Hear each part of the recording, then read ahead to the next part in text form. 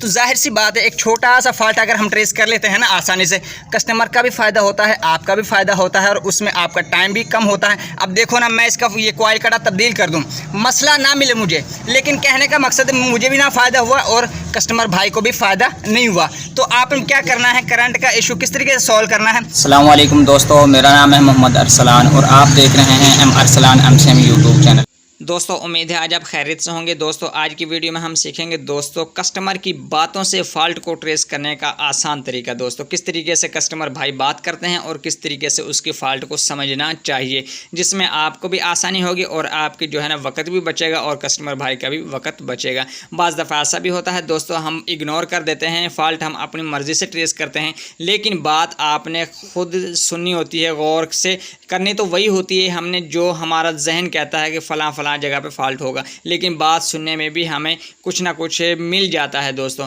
تو کسٹمر بھائی کا کہنا ہے کہ میری بائک 2 سے 3 دن میں بند ہو جاتی ہے، اس کے بعد 20 ککیں لگا کے تھک جاتا ہوں، اسٹارٹ ہونے کا نام ہی نہیں لیتی، اس کے بعد ہونے پہ آئے تو ایک پہلی ہی کک پہ ہماری بائک اسٹارٹ ہو جاتی ہے۔ تو میں بھائی کی باتوں سے بڑا متاثر ہوا، میں نے کہا یار ایسا مسئلہ تو ہے نہیں کہ یہ ٹھیک نہیں ہو سکتی، تو آپ ایک دفعہ ٹرسٹ کریں، انشاءاللہ میں اس کو ٹرائی کرتا ہوں اور میں اس کو فالٹ کو آپ کو ٹریس کر کے دیتا ہوں۔ تو میں نے سوچا کیوں نہ اپنے دوستوں کے ساتھ، اپنے بھائیوں کے ساتھ شیئر کیا جائے۔ تو دوستو اس میں آپ کے ساتھ بھی ایسا مسئلہ ہو سکتا ہے۔ اب دیکھو نا، بھائی کا کسٹمر کا کہنا یہ ہے کہ یہ 2 دن 3 دن ٹھیک چلتی رہتی ہے، بعض دفعہ یہ مجھے 2 دن تنگ بھی نہیں کرتے، اور جب تنگ کرتی ہے تو دوستو یقین مانے بھائی کسٹمر کہتے ہیں کہ دل کرتا ہے میں اس بائک کو بیچ دوں یا اس میں آگ لگا دوں۔ تو میں نے بھائی کو تسلی دی، میں نے کہا ایسا کوئی مسئلہ نہیں میرے دوستو، جس طریقے سے آپ اچھے طریقے سے اگر آپ فالٹ کو ٹریس کریں گے نا تو وہ بھی نکل جائے گا۔ تو میں نے اس بھائی سے کہا ہے کہ انشاءاللہ آپ یہاں پہ آ گئے نا تو انشاءاللہ آپ کو میں کلیئر ہی کر کے دوں گا، اس میں کوئی ایسی بات نہیں ہے کہ جو آپ کو سمجھنا ہے اور مجھے بھی سمجھنا ہے۔ ہم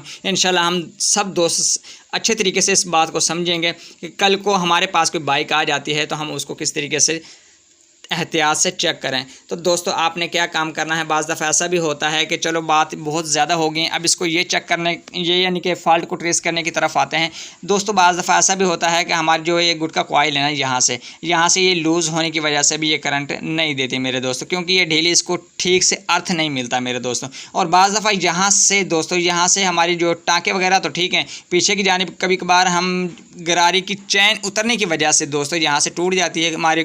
پلیٹ، اور ایک کوائل بھی ٹوٹ جاتی ہے، اور اس کے بعد ہم جو ہے نا کوائل نیو ڈلواتے ہیں تو مکینک بھائی یہاں پہ جوڑ لگا دیتے ہیں، یعنی کہ وہ ٹانکا وغیرہ نہیں لگا دے، جس کی وجہ سے یہاں سے جوڑ ننگا ہو جاتا ہے سروس کروانے کے بعد، کیونکہ ٹیپنگ کی ہوئی ہوتی ہے نا، اس پہ پانی چلا جاتا ہے، جس کی وجہ سے وہ سولوشن چھوڑ دیتی ہے اور وہاں سے وہ ہٹ جاتی ہے اور وہ تار آپس میں ٹچ ہونے لگتی ہے، جس کی وجہ سے اسٹارٹنگ میں مسئلہ آتا ہے۔ بعض دفعہ ایسا بھی مسئلہ ہوتا ہے، اور بعض دفعہ میرے دوستوں ایسا بھی ہوتا ہے کہ ہماری پلسر کوائل بھی ٹھیک ہوتی ہے، ہماری گٹ کا کوائل بھی ٹھیک ہوتی ہے، اب ہمارا فالٹ آگے کہاں پہ جانے والا ہے دوستوں۔ تو اس میں ایسا ہوتا ہے دوستوں، بعض دفعہ ایسا ہوتا ہے کہ جو ہمارا کوائل کڑا ہے نا، جس جگہ پہ ہم نے اس کوائل کڑے کو ٹائٹ کیا ہوا ہے، بعض دفعہ ہمارے وہ بولٹ بھی ڈھیلے ہونے کی وجہ سے ارتھنگ نہیں ہوتا، تو جس کی وجہ سے بھی اسٹارٹنگ میں مسئلہ آتا ہے۔ اور بعض دفعہ ایسا بھی ہوتا ہے ہمارا جو ایئر کلینر ہے نا، مثلاً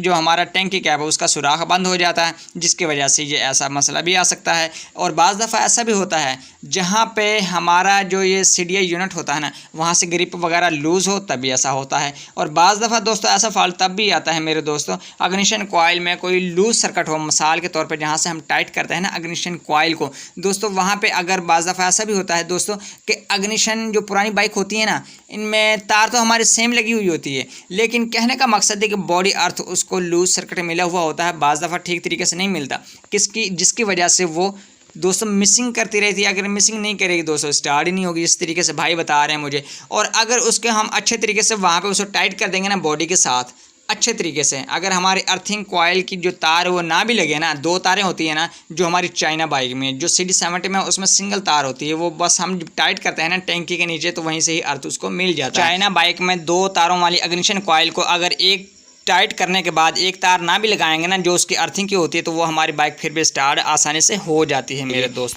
تو یہ مسئلہ ہوتا ہے کہ اب جو یہ کوائل کڑا ہے نا، اس کو میں نے اچھے سے باریکی سے سمجھنا ہے، اس میں کوئی لوز سرکٹ تو نہیں ہے۔ اب کوائلیں تو مجھے ٹھیک نظر آ رہی ہیں، لیکن آپ نے پھر بھی ایک دفعہ اپنی مرضی سے اس کو چیک کرنا ہوتا ہے، کیونکہ اس میں ایسا نہیں ہے کہ اگر میں اسے بس دیکھ لیا میں نے، آپ نے اس کو کھول کے دیکھنا ہو سکتا ہے اس کے پیچھے کی جانب سے کوئی تار وغیرہ یعنی کہ یہاں سے ڈیمیج ہو اور وہ ہمارے جو میگنیٹ پلیٹ ہے اس میں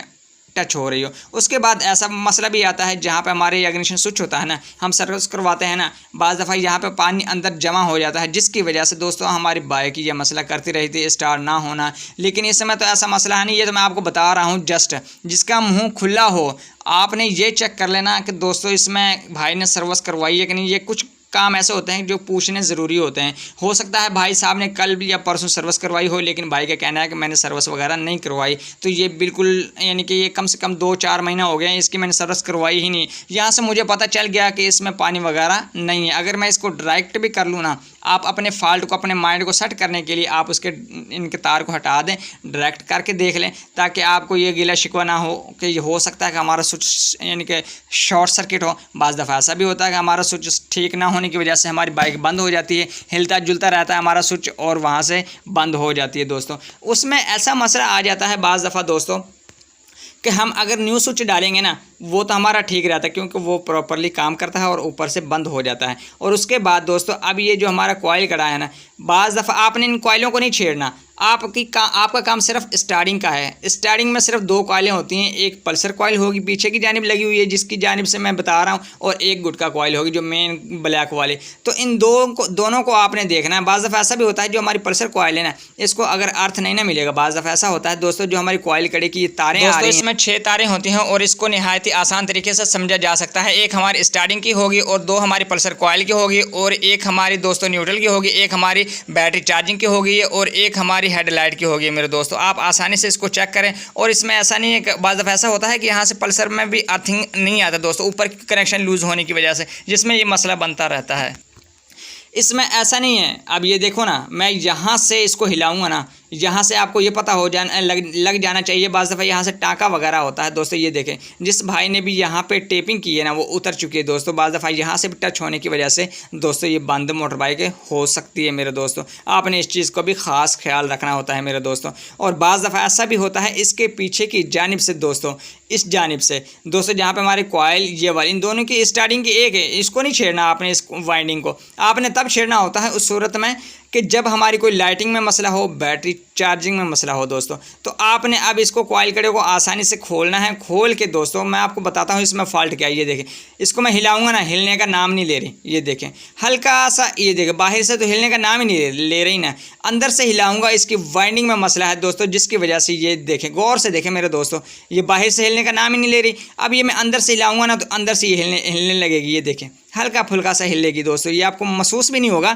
اتنی باریکی سے فالٹ ہے اس میں۔ یہ دیکھیں غور سے دیکھیں میرے دوستوں، اس کی مکمل وائنڈنگ ہل چکی ہے جس کی وجہ سے یہ مسئلہ ایسا کرتی ہے۔ اور اب میں کیا کام کروں گا، چلو ایک تو یہ مسئلہ ہو گیا مان لیا، آپ نے اس کا کنیکشن بھی چیک کرنا ہے میرے دوستوں۔ یہاں سے یہ دیکھیں جس بھائی نے بھی یہ کوائل چینج کی یہاں پہ ٹانکا نہیں لگایا جس کی وجہ سے لوز سرکٹ کی وجہ سے ایک ہمارا مسئلہ یہاں پہ، یہ دیکھیں میں ہٹانے لگا ہوں اور یہ باہر آ گئی، اور یہاں پہ یہ آئل جمع ہونے کی وجہ سے دوستوں اس پہ ایک لے آ گئی ہے جس کی وجہ سے وہ ٹھیک طریقے سے ٹچ نہیں ہوتی ہمارے گٹکا کوائل کے اوپر اور ہمارا کرنٹ ٹھیک طریقے سے پاس نہیں ہوتا۔ تو میں کوشش کروں گا انشاءاللہ اس کو کہ بھائی کے صاحب کے پاس اب یہ تو بالکل خراب ہو چکی ہے کوائل، اس کو میں بالکل بھی جو ہے نا اس کو چلانے والا نہیں ہوں، چل جائے گی یہ، لیکن کہنے کا مقصد ہے کہ ہو سکتا ہے ہماری بعد میں وائنڈنگ کا ایشو کرو، یعنی کہ موٹر بائک کرتی ہو سکتا ہے ہیٹ ہونے کے بعد یہ کرنٹ چھوڑ جاتی ہو، لیکن اس وائنڈنگ جو ہلنے کی وجہ سے اس کو ارتھنگ کا مسئلہ بنتا ہے نا، ایک یہ کلیئر ہو جائے گا ہمارا جب ہم نیو چینج کر دیں گے۔ اور دوسری بات یہ دوستوں میں نے بھائی صاحب نے نیو کوائل کڑا لے کے آئے ہیں،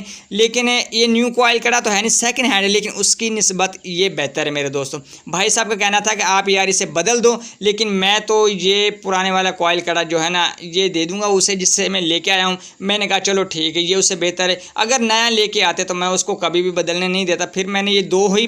کوائلیں تبدیل کرنی تھی، صرف ایک گٹکا کوائل اور ایک اس کی وائر، پلسر کوائل ہماری بالکل ٹھیک ہے، تو اس میں اور ایسا مسئلہ نہیں۔ یہ میں نے اس کی تار نکال کے پرانے والے اچھے طریقے سے نیو تار ڈال دی اس کے اندر، اس میں مسئلہ نہیں آئے گا دوستوں۔ اگر ہماری دل سے آپ کو ویڈیو اچھی لگی ہے نا دوستوں لائک اور سبسکرائب ضرور کیجیے گا، کسی نئے ٹاپک میں ملیں گے۔